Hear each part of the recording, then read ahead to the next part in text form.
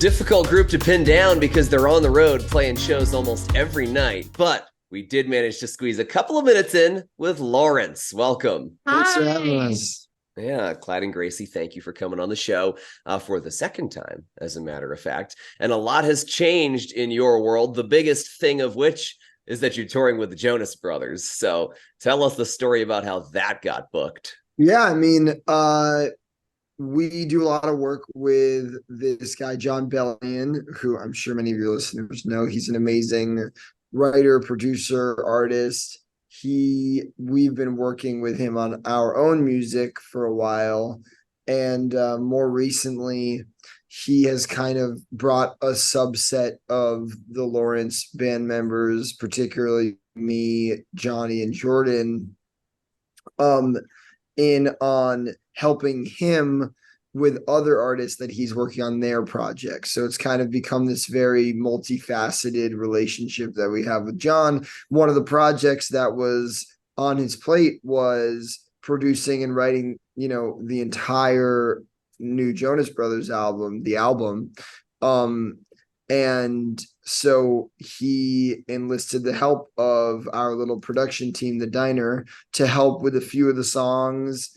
So we helped write and produce a couple of the songs, played instruments and sang some background vocals on a bunch of others, and so on and so forth. So we were kind of involved in this like Jonas Brothers album cycle from the beginning, and then just like the idea of us as a band, Lawrence, then going on tour opening for them was something that kind of came up organically, that John thought of and that we thought of, and ran the idea by the Jonas Brothers camp, and I guess they were open to the idea, and then here we are. Since you guys have been involved in the music part and everything, have you got to hang out backstage and stuff? Yeah, I mean, the stadiums are really big, but we've hung with them a few times.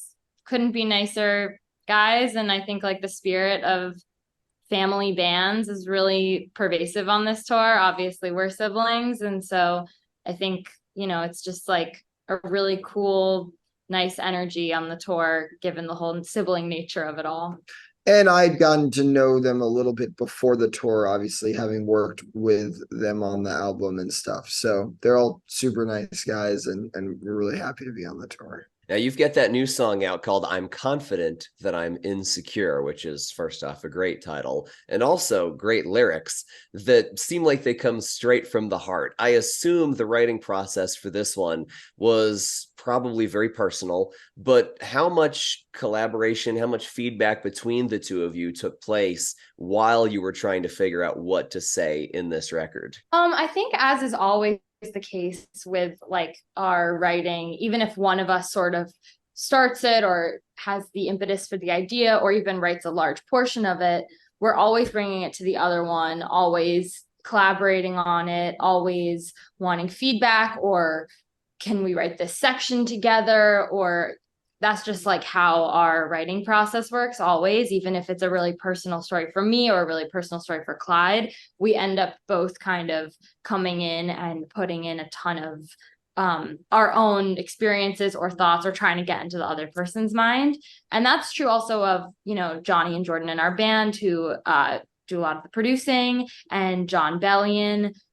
When we kind of collaborate on our songs, I think everyone kind of puts on their Gracie hat for the day and tries to kind of help flesh it out. I think that one in particular, though, a good portion of it was written in this very intimate way of like in my bedroom at 2 a.m. or whatever it was during the pandemic. Kind of that first like half of the song was just kind of like came out because it was just such it's a song where the beginning of it is really just an inner monologue. That's like the best, a stream of consciousness about yourself. And so I think that was sort of something I just kind of spilled out. And then after that, we sort of finished the song altogether. You've got a line in the song that says, Ringo sometimes wishes he was Paul. If you could Freaky Friday swap bodies with another famous musician, would you? And who would you want to do that with? Well, first of all, I'd like to say that I love Ringo. We all love Ringo. I'd swap with Ringo. Yeah. Disclaimer. I don't know. I think I'd probably choose someone who's like a really good dancer because I'm like not a really good dancer. I'm like a really good at a party dancer, but not like Beyonce or even like some of the Madonna choreography or J-Lo. Like I would love to be like, if I could do that, that would be really fun for like a day. I don't know what my answer would be. Oh, it's not Ringo? No, I think it probably is like a Ringo. I I mean, think it's a good who answer wouldn't want to because be you're a good drummer and part you of always the like Beatles? to. Yeah, I think maybe Ringo is the answer. That would be a dream. No, that's solid. There's another lyric in the song where it's one of the first actually, where you talk about needing a therapist. Did you end up getting one post writing the song? I had a therapist before writing the song. That's Oh, okay. sort of fun of writing music is it doesn't have to exactly be 100% accurate, but it does have to come from, or it doesn't have to do anything. But in our case, I think it often comes from an authentic thought or place. But Well, also, I feel like the lyric is ambiguous enough that it's unclear whether like the narrator is saying like I need to start therapy or like I have therapy and I need to go to my therapy right. this particular instance. Right. Yeah, no, I think therapy's great. And I like starting the song out with a joke about just feeling weird. I know like you guys seem to be tireless because you are playing shows on your off days and doing all kinds of things. So are you getting any me time at all? This is our me time. Yeah. Oh no. That doesn't count. No, this is say- a terrible I would use of say- your me time. You have to find the moments for it and like make the most of it. You have to seek out me time. Like I think that like if you just go with the inertia of the day, there's always going to be like someone that's asking you for help with something or something or you could just like sit in a crowded room with a lot of people in it. That's kind of like the default. So I think like you need to kind of be in touch with when you want to seek out a quieter space, whether that's a quieter space to continue to work on things relating to the band or a quieter space to just completely unplug and do something like that feels more like a personal moment.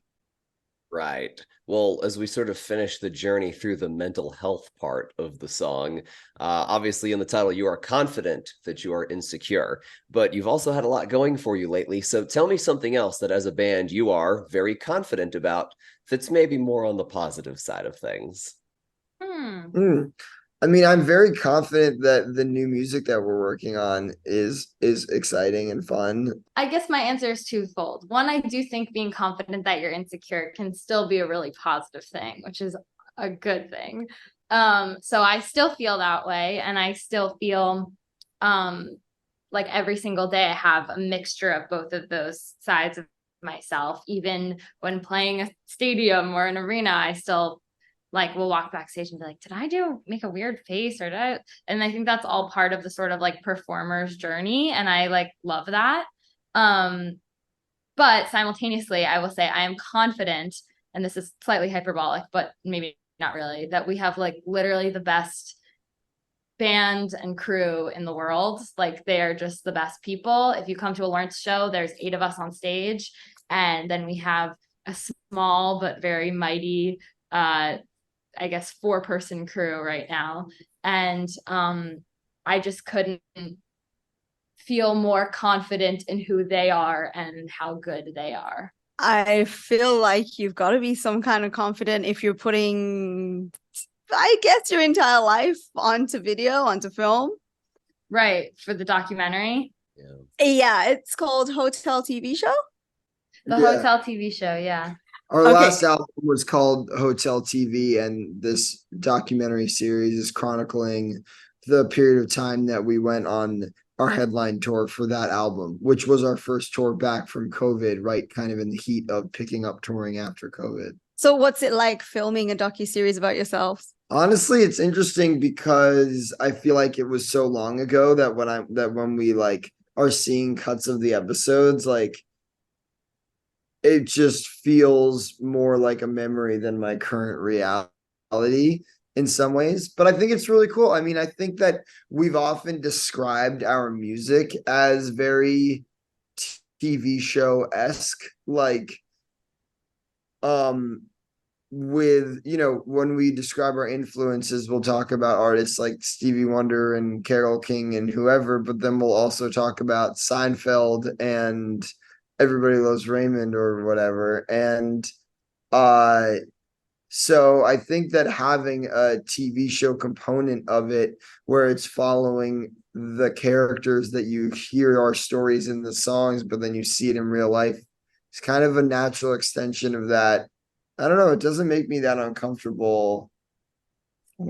I think, you know, I don't think you need to be confident in order to put out the docuseries, because I think that we had these two amazing filmmakers follow us, and it's really their project that we've kind of been involved in and watched episodes and all that kind of stuff. But big shout out to them, Vagabonding Media. They really did an amazing job of just like putting in so much effort to capture like the authentic spirit of who the band is. So I give them a lot of credit for putting this together. And I think for us, it was just kind of like be ourselves and then see what happens later. And I don't think that like either of us really could imagine like a full-on like dramatic, all-encompassing like Kardashian style like lifestyle where cameras are like following the ins and outs of your life. Right. I probably couldn't imagine that. But I think that to the extent that it's like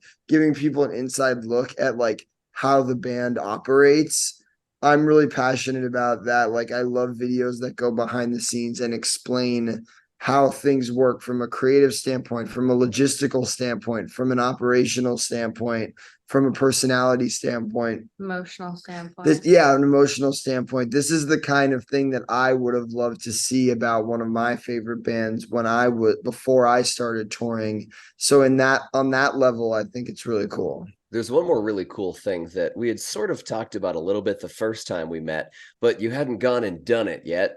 And that's, you went before Congress to talk about how sometimes it sucks being a musician, and there are things that can be done to help that situation. So I'm going to ask a stark, honest question, and I would like a stark, honest answer. Have you seen change yet ever since you went before Congress? Has anything changed? I would say that we are behind the scenes seeing some potential exciting changes take shape that hopefully people will know about in not so long. But I think that, you know, it's a long road towards making everything totally equitable and fair for artists of all sizes, particularly developing artists. And that's something that, you know, to whatever extent I can be involved in the conversation, I want to continue to do that. But in the immediate, I think that we're going to see some of the issues that we've been kind of raising the alarm bells about. I think we're going to see some movement on those things soon. Gives us something to look forward to beyond just new songs and continuing the tour, but something that could actually make this business a little less crappy for people, which is great. Yeah, that's the goal. Well, until the next time we see each other, I guess, it's been a pleasure catching up. It's really awesome to see everything that you're working on, both lyrically and behind the scenes where people can't see just yet. There's a lot of cool stuff about your 8-piece soul pop group, Lawrence. And even though we're only talking to a fourth of it today, it's a very important fourth. So we appreciate your time. Yeah. Thank you so much. We appreciate you guys. Have a good one.